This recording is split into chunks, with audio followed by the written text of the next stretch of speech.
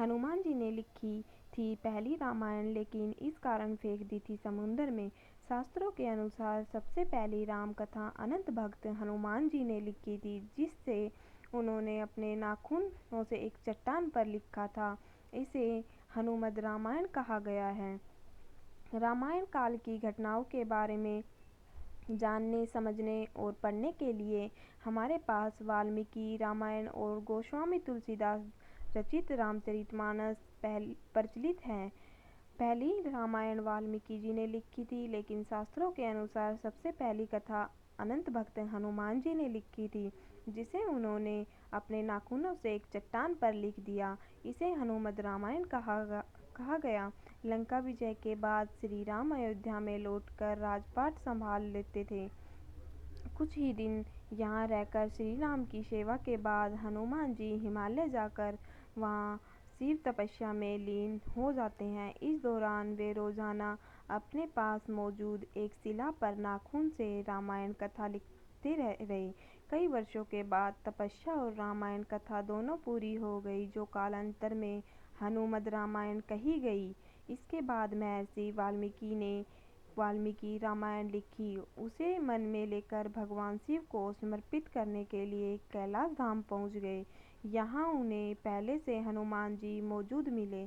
यहाँ शिला पर नाखून से उकेरी हनुमद रामायण देखकर वे निराश हो गए। बजरंगबली ने उनसे मायूसी की वजह पूछी तो महर्षि ने कहा कि मैंने कठिन परिश्रम से रामायण लिखी, लेकिन आपकी रामायण देखकर लगता है कि अब मेरी लिखी रामायण को कोई महत्व नहीं मिलेगा। आपने वह सब कुछ लिख दिया है जिसके आगे मेरी रामायण कहीं नहीं टिक रही है।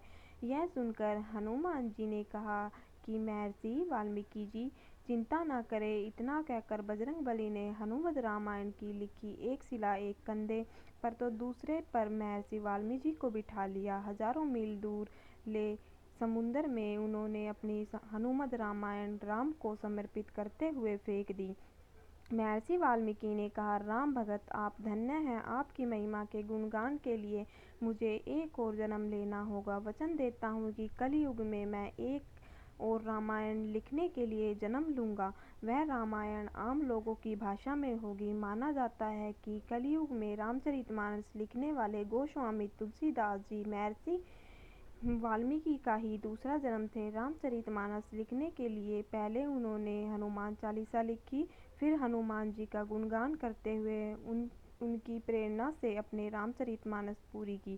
कालिदास के काल में एक काल पटालिका समुद्र के किनारे मिली तो उसे सार्वजनिक जगह रख दिया, जहाँ विद्यार्थी उस पर लिखी लिपि समझ और पढ़ सके। समझा जाता है कि कालिदास ने उसे समझ लिया था। वह जान गए थे कि यह पटालिका का हनुमान जी की लिखी हनुमद रामायण का ही अंश है, जो समुद्र के पानी के साथ बहते हुए उन तक पहुंच गई है। जय श्री राम, जय बजरंगबली।